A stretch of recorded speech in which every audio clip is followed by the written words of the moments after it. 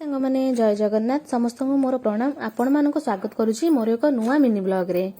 ତ ଦେହ ଖରାପ ଲାଗି ପାଖାପାଖି ପ୍ରାୟ ଗୋଟେ ମାସ ହବ ଘରେ ବସି ବସି ବହୁତ ବିରକ୍ତ ଲାଗିଲାଣି। ଭାବିଲି ଆଜି ଟିକେ ବାରି ବଗିଚା ଆଡେ ବୁଲି ଆସିବି। ଚାଲ ତ ଯିବା ଆମ ବାଡ଼ି ବଗିଚାକୁ।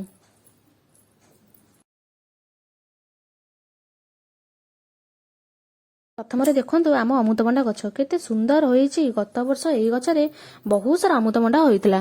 ଆପଣମାନେ ତ ଜାଣନ୍ତି ଅମୃତଭଣ୍ଡା ସ୍ୱାସ୍ଥ୍ୟ ପାଇଁ କେତେ ଉପଯୋଗୀ ପରିବା। ଦେଖୁଛନ୍ତି ତ କେତେ ସୁନ୍ଦର ଧାଡ଼ି ଧାଡ଼ି ହୋଇ ଗେଣ୍ଡୁ ଗଛ ଲାଗିଛି। ଏସବୁ ହେଉଛି ମୋ ଶାଶୁ ମାଙ୍କର କମାଲ। ମୋ ଶାଶୁ ମା ଏଠି ବହୁତ ସମୟ ଦିଅନ୍ତି। ଆଉ ଆମ ମାଆଙ୍କୁ ଦେଖନ୍ତୁ ତ, ଖାଇବ ବୋଲି ଆମେ ୟାକୁ ଘର ଯାକ ଖୋଜି ଖୋଜି ହାଲିଆ, ଇଏ ଆସି ଏଇଠି ମସ୍ତି କରୁଛି। ମାଉଲ ଆସେ ଘରକୁ ଖାଇବୁ ଆସେ। ମୋ ମାଉର ବୋଧେ ଖାଇବାକୁ ଇଚ୍ଛା ନାହିଁ, ସେଥିପାଇଁ କି ସେ ମୋ କଥା ନ ମାନିକି ପଳେଇଲା। ଏ ମାଉ ତୁ ଯା, ତୁ ଯୁଆଡେ ଯାଉଛୁ ଯା।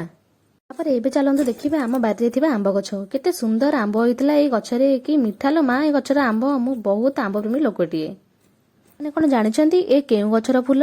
ଯଦି ଜାଣିଛନ୍ତି ତାହେଲେ ମୋ କମେଣ୍ଟ ବକ୍ସରେ ନିହାତି କମେଣ୍ଟ କରନ୍ତୁ ଆଉ କୁହନ୍ତୁ ଯେ କେଉଁ ଗଛର ଫୁଲ। ଯଦି ମୋ ଭିଡ଼ିଓଟି ଆପଣମାନଙ୍କୁ ଭଲ ଲାଗିଲା ତାହେଲେ ନିଶ୍ଚିନ୍ତ ଲାଇକ୍ ସେୟାର ସବସ୍କ୍ରାଇବ୍ କରିବେ। ଏମିତି ଆପଣମାନେ ମୋ ଭିଡ଼ିଓକୁ ଦେଖୁଥାନ୍ତୁ ଆଉ ଏନ୍ଜୟ କରୁଥାନ୍ତୁ। ପୁଣି ଦେଖାହେବ ଆଉ ଏକ ନୂଆ ମିନି ବ୍ଲଗରେ। ରହିଲି, ନମସ୍କାର, ଜୟ ଜଗନ୍ନାଥ।